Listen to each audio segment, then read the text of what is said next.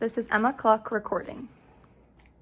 This is Hannah Ellis. I will be performing the scale blood transfusion today.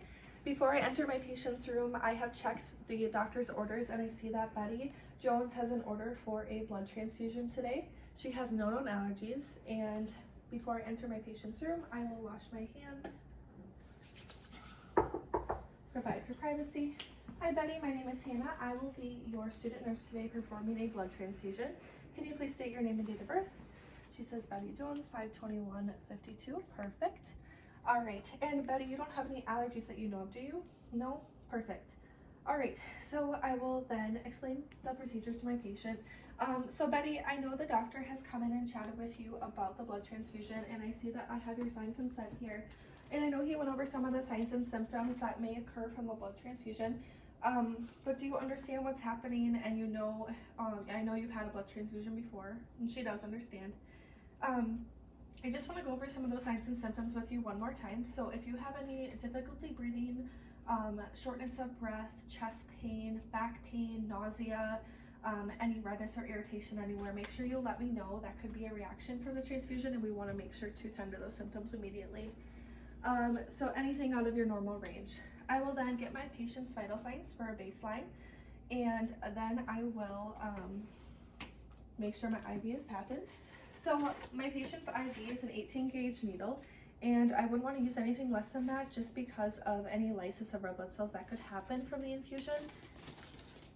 So I want to make sure everything is good before pushing the blood through her line. So I'm going to take an alcohol pad here, and I'm going to just clean the site.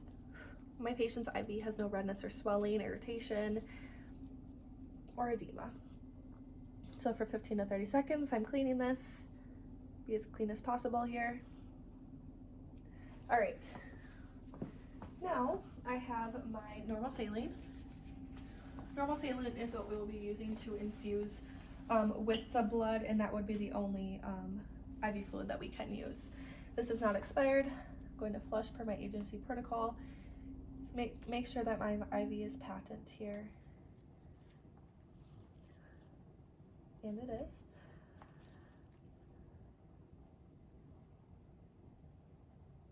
No infiltration. Everything's ready there. All right.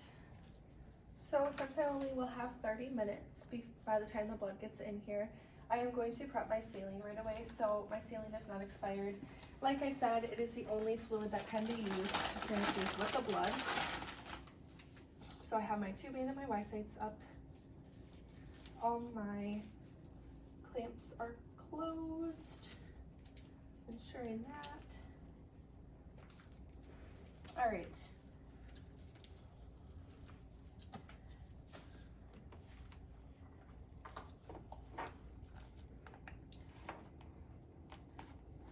I'm going to poke my bag here. Everything is closed. Saline looks good. I'm going to hang this up. And now I'm going to flush everything through. Squeeze. Go about halfway. I'll have about half saline, half blood in my chamber. There we go.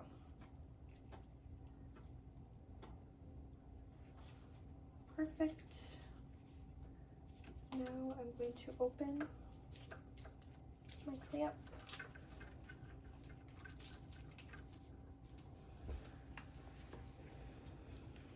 And flush through, make sure there's no air bubbles at all in the line. Get everything out here. And we're good. So now that is all set, I'm going to hang this up, being as clean as possible. Perfect. All right. Now I'm going to wash my hands. Everything is set with that. I would make sure to label my tubing as soon as I hang the blood too, just because that's really important to not have that tubing sitting there for more than 4 hours. All right, now I am ready for my blood. So if my patient had a special order for any blood warmers or specialized filters, I would make sure to have those in the room and ready to go, but she does not. So I have called the nurse in here. She has my blood for me. And I'm going to go ahead and verify everything with her. I have already checked the consent with the blood. So here is that. All right. And Betty, can I just have you say your name, date of birth one more time? Betty White, 5/21/52. Perfect. So my med-rec number is 224466. Med-rec number 224466. Location HLRL. Location HLRL. Account number 123456. Account number 123456. Patient name is Betty Jones. Patient name Betty Jones. Red armband number 456654. Red armband number 456654. Perfect. Patient blood type is B positive. Patient blood type B positive. Donor pool number is 7890. Donor pool number 7890. Units in the pool is 4. Units in pool of 4. Volume is 250 mils. Volume 250 mils. We have packed red blood cells as the blood component. Packed red blood cells as blood component. Expiration date and time 11/21/22 at 1500. Expiration is 11/21/22 at 1500. Donor blood type is O positive. Donor blood type O positive. Compatibility test was completed. Compatibility test was completed. And today's date is 8/26/22. Date is 8/26/22. Perfect.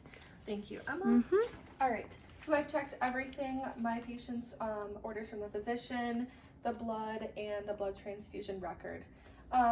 Everything looks good here. I'm just going to kind of turn my bag back and forth, make sure everything is disposed equally.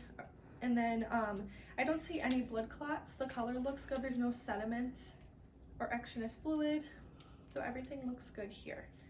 All right. Now I am ready to spike my bag. So I'm going to take my cap off, set that there. Being as clean as possible. I'm going to take my spike off and spike my bag.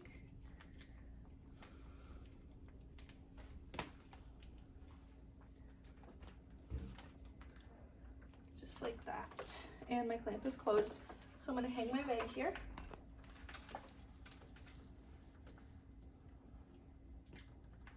All right. Perfect.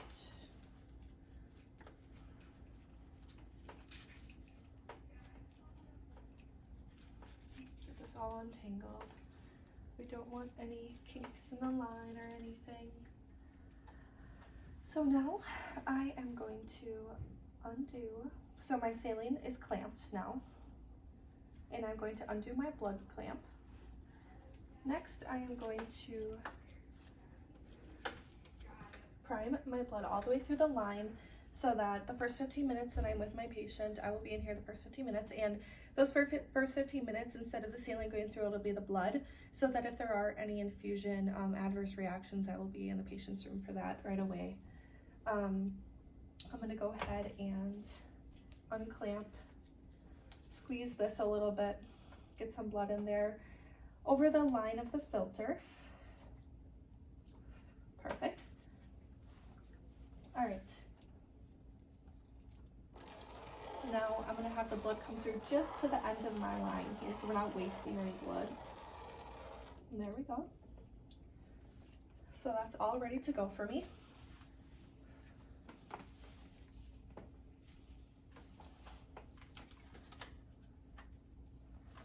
Gonna set this up in the channel and close this off. I'm gonna hang that there for just a second.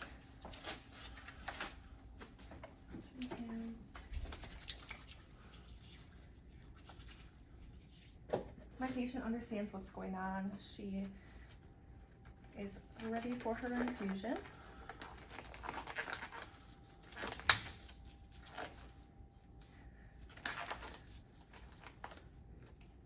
Okay. One more time, I am going to clean my patient's IV site. Be as clean as possible here.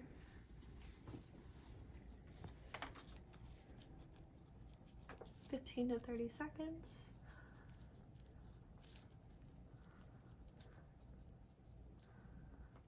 All right, let that dry.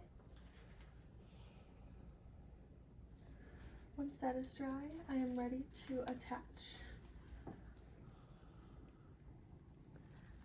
So now that I'm attached, I'm going to go ahead and set up my pump.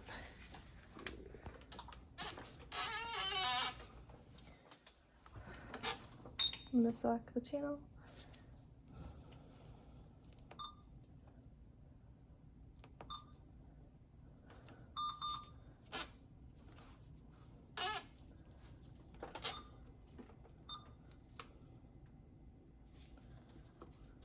Alright.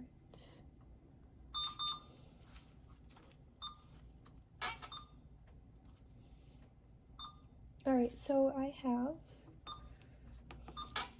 red blood cells, blood. Yes, I have red blood cells, just making sure. And I've checked everything with the patient's order, consent form, and all of that to make sure that I have the blood, and that is what I will be infusing per the doctor's order. So the rate that I will do this at is 50 mils an hour. I could increase that depending on my facility protocol. Volume to infuse, I am going to do 200 mils. I have 250 total, but I want those left to be in the patient's room for the last 50 mils so that the tubing does not dry out. Now that I have it all set, I will only be undoing the blood, making sure that everything is good here. Oh, stuck in there a little bit. Fix that. There we go. All right. So tubing is unclamped. Everything looks good. There's no kinks or anything. And I am going to go ahead and start this infusion. Perfect. All right. So for the first 15 minutes, I will be assessing my patient, monitoring her closely. I will get her vital signs every 15 to 30 minutes. If a transfusion reaction were to occur, I would immediately stop the reaction, tend to those symptoms, and call the doctor. But if she's handling it well and everything goes smoothly, and my blood runs through all the way to 200 mils, I'll have about 50 mils left in my tubing. I would then flush that through with my normal saline. And then once that was all through and my patient tolerated everything well and she is safe and comfortable, I would then dispose of my blood bag and tubing into the biohazard bag, making sure that my tubing was labeled the entire time, of course. I would doff my gloves, wash my hands,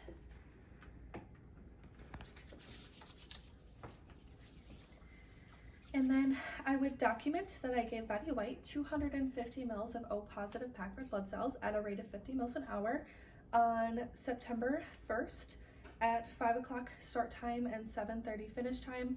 I would document the blood number and the sequence number. My patient tolerated it well, and I would document all of the vital signs at the beginning, throughout, and end.